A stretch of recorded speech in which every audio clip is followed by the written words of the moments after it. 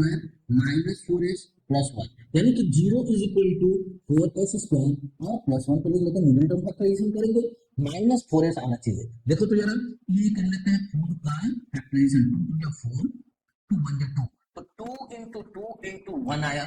इन दोनों को ऐसा करना है, इन तीनों को कि कोई दो नंबर लाए ताकि मिडिल टर्म मिल सके माइनस 4s। ऐसा करते हैं, ये 2 को अकेला छोड़ देते हैं और ये 2 1 या 2 ले लेते हैं।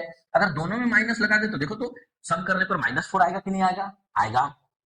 तो अब दोनों में हम s लगा देते हैं, यानी कि यहाँ पे आ जाएगा माइनस 2s और माइनस 2s। अगर हम यहाँ पे गौर करें 2s कॉमन जाएगा, बचेगा 2s माइनस 1, माइनस यहाँ से कुछ कॉमन नहीं जा रहा, मतलब 1 कॉमन जाएगा, 2s माइनस प्लस माइनस 1। यहाँ पे बच्चे गलती करते हैं, यहाँ पे ये जो माइनस मैंने कॉमन लिया है इसके साथ चेंज हो जाएगा ना, वो यहाँ ऐसा होना चाहिए कि यहाँ वो सिंबल आना चाहिए कि ये सिंबल और ये सिंबल दोनों मल्टीप्लाई होके ये आना चाहिए।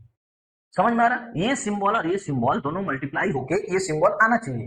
तो हम जब कैलकुलेशन करेंगे तो उतना नहीं दिमाग बनाएंगे, ऐसे दिमाग बनाएंगे माइनस प्लस माइनस, ये अपना दिमाग में बोलो, ये कहीं लिखा हुआ नहीं मिलेगा, ये कोई रूल नहीं है, ठीक है। तो चलो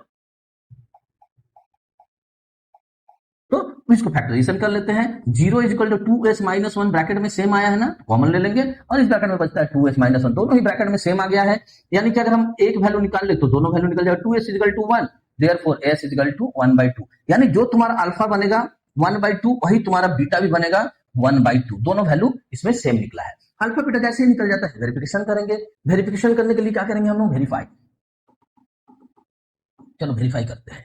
हमें पता है कि PS is equal to 4s square minus 4s plus 1 है, यानी कि PS इज इक्वल टू होना क्या चाहिए, as square plus bs plus c, यानी कि a इज इक्वल टू हो गया 4, b इज इक्वल टू हो गया माइनस 4 और c इज इक्वल टू हो गया 1। ये वैल्यू को बहुत अच्छी तरीके से देख देख के लिखना ताकि ये माइनस सिंबल ना छूटे, कहां कहीं पे भी माइनस सिंबल रहेगा और अगर तुमसे मिस्टेक हो गया तो पूरा मैथ गड़बड़ हो जाएगा। तो चलो ए बी सी जैसे ही मिल जाता है, हम यहाँ से अल्फा प्लस बीटा निकाल लेते हैं। अल्फा प्लस बीटा क्या होगा, हाफ प्लस हाफ, 1/2 प्लस 1/2, इसको सॉल्व करोगे तो निकलेगा 1। अब यहाँ से अल्फा प्लस बीटा निकाल लेते हैं। Alpha plus beta is equal to क्या होता है, माइनस बी बाई ए, तो माइनस माइनस 4 बाई ए कितना है 4, यानी कि 4/4 यानी कि 1। देखो तो यार ये वेरीफाइड हो गया क्या, दोनों का वैल्यू सेम निकला ना, निकलेगा ही। अगर तुम्हारा कैलकुलेशन कहीं नहीं गड़बड़ हुआ तो एकदम सही चीज निकलेगा। अब अल्फा इंटू बीटा निकाल लो, अल्फा इंटू बीटा यानी half into half, half into half यानी 1/4। अब अल्फा इंटू बीटा तो कोएफिशिएंट से निकालो, c by A, c by A, c कितना है 1, ए कितना है 4, तो 1/4, दोनों देखो वेरीफाइड हो गया।